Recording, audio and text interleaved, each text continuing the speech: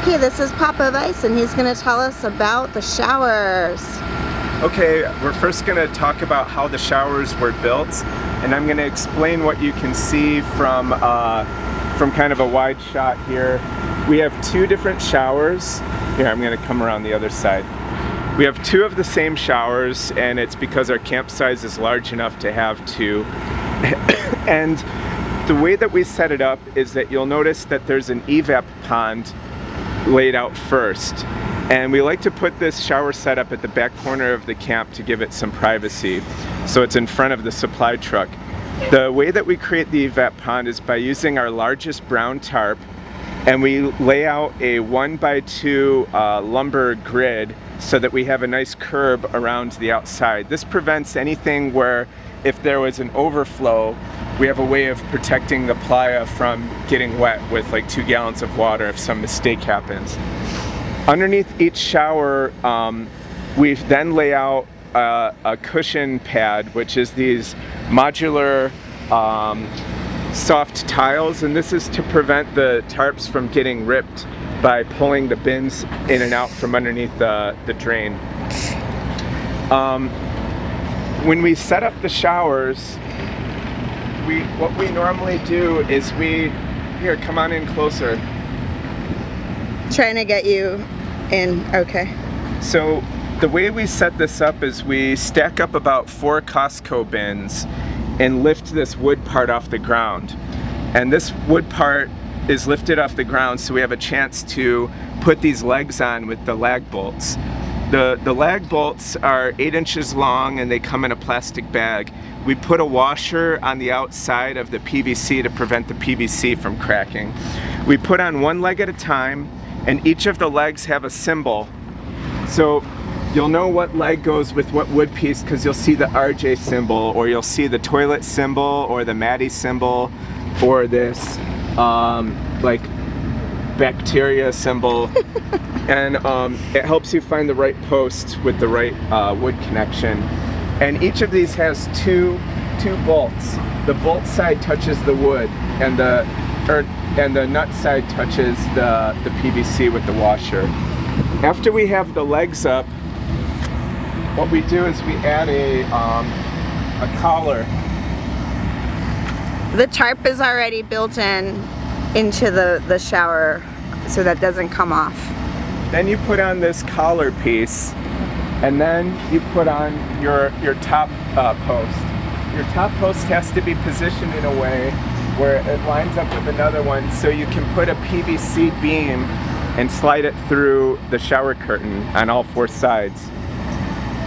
The shower curtain is also in the Costco tote.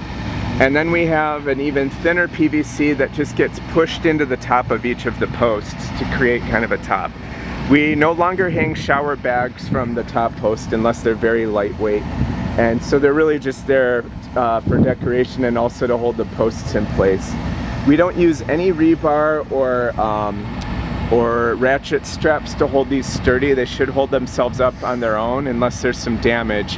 If there's damage, then use a ratchet strap and rebar to hold it laterally. You'll notice that all the drapes are tied up.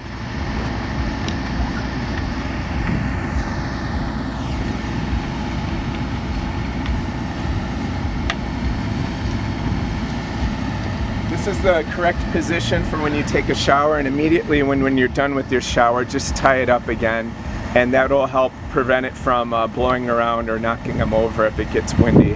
So let me gather that up again.